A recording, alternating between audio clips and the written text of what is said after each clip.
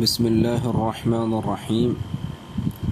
آج کل ایک ٹرینڈ ہے کہ کسی طرح بیویاں کوشش کرتی ہیں کہ اپنے شوہروں کا موبائل چیک کریں، اسی طرح شوہر حضرات بھی اسی انتظار میں رہتے ہیں کہ کسی بھی طرح موبائل ہاتھ لگے اور چیک کریں کیا کیا ہے۔ اسی طرح بعض اوقات دوست احباب بھی ایک دوسرے کا موبائل پکڑتے ہیں اور ڈائریکٹلی گیلری موبائل میسیجز میں جانے کی بھرپور کوشش کرتے ہیں۔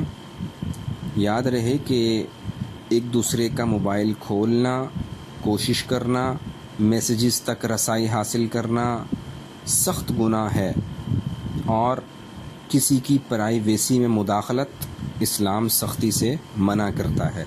اسی لیے حدیث پاک میں کسی کا بھی خط پڑھنے سے منع کیا گیا ہے، اور ایس ایم ایس میسیجز یہ خط کے زمرے میں ہی آتے ہیں۔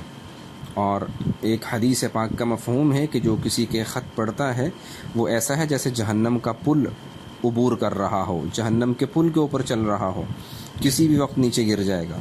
اس لیے کسی کے خط پڑھنے کی ہرگز قطعاً اجازت نہیں ہے، نہ ہی کسی کے میسیجز پڑھنے کی اجازت ہے۔ اور اس چیز سے قرآن پاک نے بھی روکا ہے، وَلَا تَجَسَّسُوا، ایک دوسرے کی جاسوسیاں نہ کیا کرو۔ میاں بیوی کا رشتہ ایک اعتماد کا رشتہ ہوتا ہے۔ اللہ کے نبی صلی اللہ علیہ وسلم کے دور میں جب حضرت عائشہ پہ تہمت لگی تھی رضی اللہ تعالی عنہ، تو اللہ کے نبی نے بھی یہ نہیں فرمایا کہ عائشہ جو مسئلہ ہے مجھے بتا دو، بس اس کے بعد میں تمہیں معاذ اللہ طلاق دے دوں گا۔ نہ، سبحان اللہ، میرے نبی پہ قربان جائیں، کتنی خوبصورت بات فرمائی کہ عائشہ اگر کوئی غلطی ہو گئی ہے تو توبہ کر لو، اللہ معاف کرنے والا ہے۔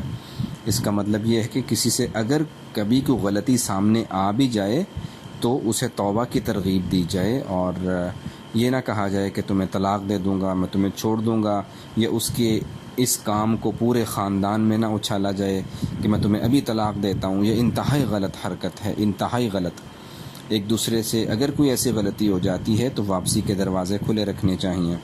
اسی طرح کتنی ہی بچیاں ہیں جو غیرت کے نام پہ مار دی جاتی ہیں، اور بیٹے جو مرضی کرتے رہیں انہیں معاف کر دیا جاتا ہے اور آنکھیں بند کر لی جاتی ہیں، بھی جوانی ہے، غلطیاں ہو ہی جاتی ہیں، اور اگر بیٹی سے غلطی ہو جاتی ہے تو بس سر اتار دیا غیرت کے نام پہ۔ یہ انتہائی سخت گناہ کے زمرے میں آتا ہے۔ کسی کو یوں مارنا، کسی کی جان لینا، یہ قرآن پاک میں بھی آتا ہے کہ جہنمی لوگوں کا طریقہ ہے۔ یہ جہنمی ہیں جو ایک دوسرے کو مارتے ہیں، یہ ایسے ہیں جیسے کسی نے ساری دنیا کے سارے انسانوں کو ایک دم سے قتل کر دیا۔ اور بعض لوگوں کو اس بات کا بڑا شوق رہتا ہے کہ یار کسی طرح اس پہ چھاپہ مارو اور اس کو ذلیل کرتے ہیں۔ یاد رہے کہ اللہ کے نبی صلی اللہ علیہ وسلم کا بڑا واضح ارشاد ہے کہ جو بندہ کسی مسلمان کے عیبوں کے پیچھے پڑ جاتا ہے، اللہ تعالیٰ اس کے عیبوں کے پیچھے لگ جاتا ہے اور اس کو گھر بیٹھے بیٹھائے ذلیل کر کے رکھ دیتا ہے۔ ہمارا یہ کام نہیں بنتا کہ ہم ایک دم ایون اپنی فیملی کے، اپنے بچوں کے، اپنی بیٹی کے، اپنے بیٹوں کے روم کے اندر ایک دم سے داخل ہو جائیں کہ دیکھیں تو صحیح کیا کر رہے ہیں، کون سا موبائل لے کے بیٹھے ہیں، کون سا لیپ ٹاپ ہے، اور کیا کھولا ہوا ہے، کون سی سائٹ کھولی ہوئی ہے۔ یہ بھی اجازت نہیں ہے، بلکہ نوک کر کے جانا چاہیے۔ یاد رکھیں کہ اللہ نہ کرے اگر کوئی اولاد ایسے کام میں مشغول بھی ہو تو کس قدر شرمندگی ہوگی باپ کے سامنے یا ماں کے سامنے۔ اسی طرح اللہ کے نبی نے منع کیا ہے کہ سرپرائز مت دو، یہ نہ ہو کہ ایک دم سے چھاپا مار دو، بلکہ سفر سے واپس آؤ تو حدیث پاک میں ڈائریکٹلی اپنے گھر میں آنا بغیر اطلاع کے منع کیا گیا ہے۔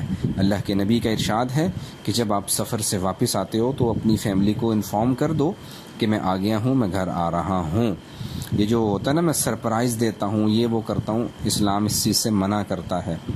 اور اسی طرح اگر کسی کو واقعی شبہ ہوتا ہے کہ بھی میری بیوی ایسا کام کر رہی ہے یا شوہر ایسا کام کر رہے ہیں، تو پھر آپ کہہ سکتے ہیں کہ بھئی مجھے اس قسم کا شک ہے، تو میں ہو سکتا ہے کسی وقت میں آپ کو چیک کر لوں، یہ جملہ بول سکتے ہیں۔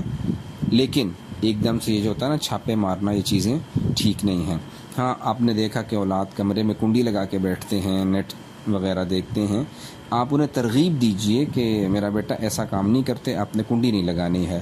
اس چیز سے منع کرنا آپ کا رائٹ ہے، لیکن چھاپا مارنا، ایک دم سے اس کے اوپر جا کے سوار ہونا، یہ غلط ہے اور بالکل غلط ہے۔